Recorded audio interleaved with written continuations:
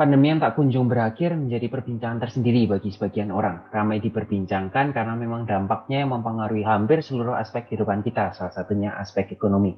Sebelumnya izinkan saya memperkenalkan diri terlebih dahulu. Nama saya Felix Arvindo Wibowo dengan NRP 130220111. Saya berasal dari kelas paralel C, mata kuliah Komunikasi Bisnis, Fakultas Bisnis dan Ekonomika Universitas Surabaya.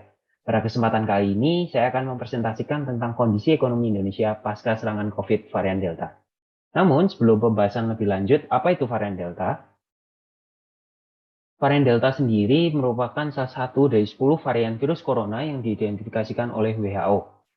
Varian ini adalah hasil mutasi virus corona yang pertama kali ditemukan di India pada akhir tahun 2020 lalu. Varian Delta termasuk dalam varian of concerns, yang mana artinya varian tersebut memiliki tingkat penyebaran yang tinggi karena lebih mudah menular daripada virus aslinya. Varian ini dinilai memiliki tingkat penularan yang lebih tinggi hingga mencapai 40% dibandingkan varian Alpha dari Inggris. Tingginya tingkat penularan varian ini menyebabkan varian ini sudah tersebar di beberapa negara, salah satunya di Indonesia. Pada bulan Juli lalu, varian ini sudah masuk ke kota Kudus dan merambah di wilayah tersebut, yang menyebabkan kejadian ini menjadi faktor pendorong lonjakan gelombang kedua pandemi COVID-19 di Indonesia. Lalu apa saja faktor pendorong yang menyebabkan gelombang kedua pandemi COVID di Indonesia ini terjadi? Yang pertama adalah masuknya varian Delta tadi. Varian Delta ini bisa masuk ke Indonesia karena menurut catatan CNBC Indonesia pada akhir April lalu, tercatat ada 132 warga negara India yang masuk ke Indonesia dengan pesawat charter. Mereka mendarat di Bandara Soekarno-Hatta, Cengkareng, Banten, dan beberapa diantaranya terkonfirmasi positif COVID-19.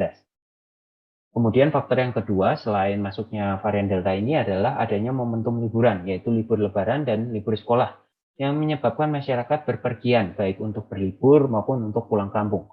Padahal sebelumnya pemerintah sudah menghimbau untuk tetap di rumah saja karena kalau bersikeras berpergian bisa membahayakan keselamatan dan kesehatan diri kita sendiri dan keluarga kita yang ada di kampung halaman.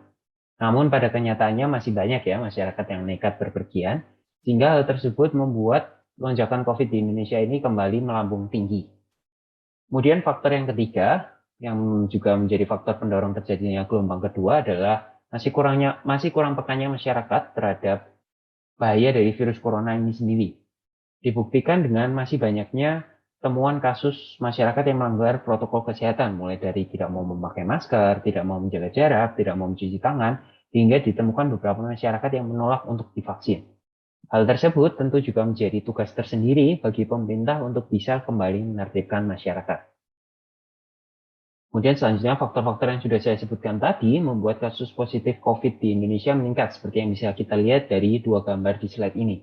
Pada gambar yang sebelah kiri, dapat kita lihat peta persebaran kasus COVID-19 di Indonesia per provinsinya. Dari gambar dan angka tersebut dapat kita simpulkan bahwa kasus positif tertinggi masih dipegang oleh Provinsi Jakarta dengan jumlah kasus mencapai hingga 859.737 kasus. Hal ini tentu dikarenakan memang wilayah Jakarta yang luas dan juga jumlah penduduk Jakarta yang sangat banyak membuat pemerintah juga cukup sulit untuk mengontrol dan mengawasi wilayah Jakarta. Kemudian pada gambar yang sebelah kanan dapat kita lihat grafik perkembangan COVID di Indonesia. Dari grafik tersebut dapat dilihat bahwa kasus positif di Indonesia terus meningkat hingga Januari 2021 dan sempat mengalami penurunan sekitar bulan April. Namun karena adanya varian baru tadi yang masuk ke Indonesia, varian Delta, ditambah dengan adanya momentum hari libur, menyebabkan adanya lonjakan gelombang kedua sekitar bulan Juni hingga Juli, yang mana kasus positif hariannya mencapai hingga 60.000 kasus per harinya. Tingginya angka kasus COVID ini mempengaruhi beberapa bidang di kehidupan kita. Saya coba simpulkan ada 3 bidang yang sangat dipengaruhi oleh kondisi ini. Yang pertama ada di bidang pendidikan. Melonjaknya pandemi ini membuat pembelajaran secara daring lebih aman untuk dilakukan, sehingga banyak sekolah dan universitas yang menerapkan sistem daring dibandingkan sistem luring untuk sistem pembelajarannya. Kebijakan ini juga tentu mengundang pro dan kontra dari masyarakat.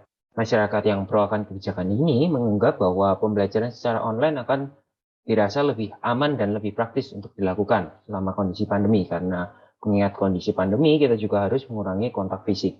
Sedangkan untuk masyarakat yang kontra tentang kebijakan ini, karena kebijakan ini dinilai tidak efektif dan efisien sistem pembelajarannya. Dinilai tidak efektif dan efisien karena anak hanya belajar dari rumah saja tanpa interaksi langsung dengan orang lain. Selain itu juga proses penyampaian materi secara online yang belum tentu bisa diterima 100% oleh tiap pelajar, karena tiap pelajar memiliki daya tangkapnya masing-masing. Yang kedua, dampak dari gelombang pandemi ini berdampak pada bidang ekonomi tentunya. Dampak gelombang kedua pandemi ini pada perekonomian juga terlihat cukup signifikan. Bidang ekonomi mengalami perubahan yang cukup signifikan disebabkan oleh berbagai macam faktor yang datang dari gelombang pandemi ini. Seperti adanya kebijakan-kebijakan pemerintah yang membatasi aktivitas masyarakatnya. Sehingga baik dimulai dari pengusaha hingga kaki lima lebih sulit untuk mencari pendapatan sehari-hari karena adanya pembatasan tadi. Ada yang dibatasi jam operasionalnya, ada juga yang dipotong gajinya karena WFH, work from home, ada juga yang bahkan dirumahkan. Faktor-faktor itu tadi membuat kondisi ekonomi Indonesia mengalami penurunan, dibuktikan dengan data pertumbuhan ekonomi Indonesia yang mengalami pertumbuhan minus. Dan yang ketiga, pengaruh dari gelombang pandemi ini juga berpengaruh pada bidang kesehatan tentunya. Munculnya kasus di Indonesia membuat tingginya angka kematian karena virus ini. Akibatnya, bidang medis juga kewalahan untuk menangani kondisi ini, karena ketika terjadi gelombang kedua ini, membuat banyak rumah sakit penuh, oksigen yang tersedia juga terbatas, lahan pemakaman COVID-19 yang ikut menipis, selain itu juga kurangnya tenaga medis, kurangnya supplier alat APD, masker, dan lain-lain, membuat kondisi ini menjadi fokus tersendiri bagi pemerintah, karena bidang medis ini juga menjadi bidang terdepan yang diandalkan pemerintah untuk menangani pandemi ini di Indonesia. Dari dampak-dampak tadi, bagaimana cara pemerintah mengurangi angka penyebaran COVID-19 pada gelombang kedua ini adalah dengan melakukan pengencaran program vaksinasi yang pertama, yaitu dengan pemerataan penyebaran undangan vaksin dan juga tetap menjaga ketersediaan vaksin yang tersedia di tiap daerahnya. Yang kedua, dengan melakukan penerapan protokol kesehatan 5M, menjaga jarak, menjauhi kerumunan, memakai masker, mencuci tangan, dan mengurangi mobilitas. Dan yang ketiga, dengan melakukan pengetatan PPKM darurat bagi beberapa daerah yang dinilai masih tinggi kasus positifnya. PPKM darurat dilakukan pemerintah Indonesia karena dinilai lebih baik daripada melakukan lockdown. Mengingat karena pekerjaan di Indonesia mayoritas adalah daily income. Sehingga ketika aktivitas masyarakat diberhentikan secara 100%, maka itu akan berdampak buruk bagi perekonomian Indonesia. PPKM darurat dilakukan pemerintah Indonesia pada dua sektor, yaitu sektor esensial dan sektor kritikal. Sektor esensial mencakup keuangan dan perbankan, pasar modal, teknologi informasi, perhotelan non-penanganan karantina, dan juga ekspor. Sedangkan sektor kritikal mencakup kesehatan, keamanan dan ketertiban, penanganan bencana, energi, logistik, transportasi, makanan dan minuman, dan masih banyak lainnya. Pada sektor esensial, pemerintah membatasi staf yang beroperasi maksimal 50% saja. Sedangkan pada sektor kritikal, staf yang beroperasi bisa hingga 100% tanpa pengecualian. Namun pada kedua sektor tersebut, untuk pelayanan administrasinya maksimal adalah 25% saja dari total staf yang ada. Lalu setelah berbagai macam kebijakan yang sudah pemerintah terapkan, mulai dari PSBB hingga PPKM darurat, ditambah juga dengan kondisi gelombang kedua pandemi ini, tentunya membuat kita penasaran bagaimana kondisi ekonomi Indonesia selama pandemi saat ini, khususnya pasca serangan varian Delta. Saat awal-awal varian Delta menyerang Indonesia pada kuartal kedua tahun 2021, Indonesia berhasil keluar dari kondisi resesi berturut-turut, mulai dari kuartal 2 2020 hingga kuartal 1 2021 yang masih mengalami minus hingga 0,74%. Indonesia berhasil keluar dari resesi tersebut dengan pertumbuhan hingga 7,07%.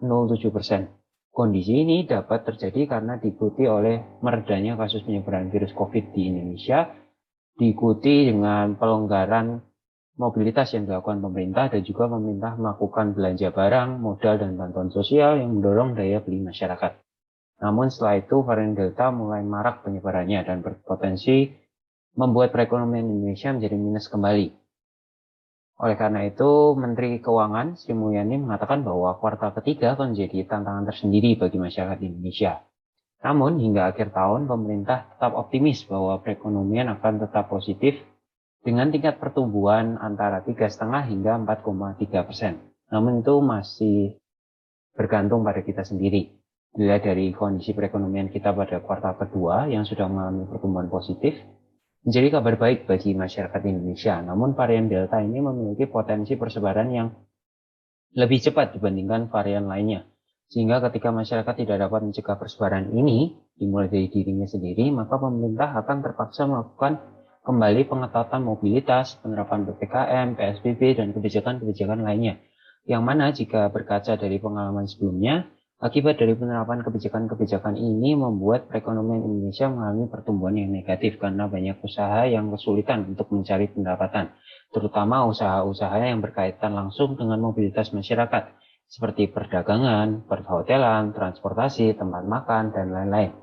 Sehingga kita sebagai masyarakat Indonesia harus bisa saling menjaga satu sama lain terhadap penyebaran varian virus ini, agar penyebarannya dapat terus terkontrol dan pemerintah tidak perlu menerapkan kebijakan-kebijakan tadi. Dengan begitu, pertumbuhan ekonomi Indonesia dapat terus terjaga positif hingga akhir tahun bahkan hingga beberapa tahun ke depan.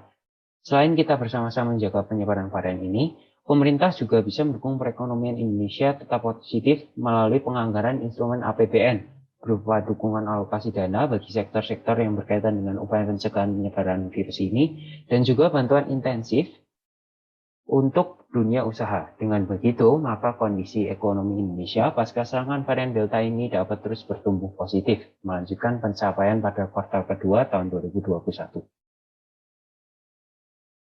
Sehingga, mari kita bersama-sama bekerja sama mencegah persebaran varian virus ini, walau perlahan, tapi pasti kondisi di sekitar kita akan kembali seperti semula sebelum pandemi. Mungkin cukup sekian presentasi dari saya. Terima kasih.